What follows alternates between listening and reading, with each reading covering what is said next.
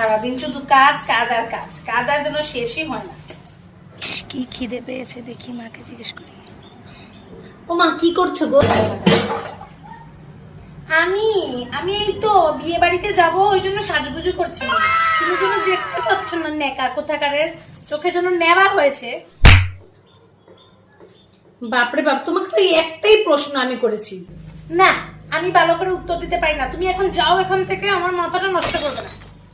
আরে এত রেগে যাওয়ার কি আছে তোমার? হ্যাঁ, এই গরমের মধ্যে সারাদিন কাজ করতে করতে মরছি, আর উনি এসছে এইখানে।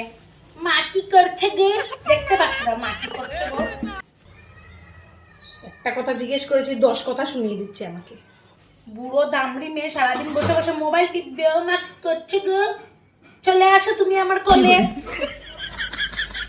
তোমাকে খেতে দিয়ে দিই আমি। সারাদিন তো তোমার একই কাজ, মোবাইল টেপা আর খাওয়া দাওয়া, আর কোনো কাজই নেই তোমার। হায় ভগবান, কেন যে আসলাম এই মহিলা। যাই এখান থেকে, তুই যা, আমার মাথাটা খারাপ।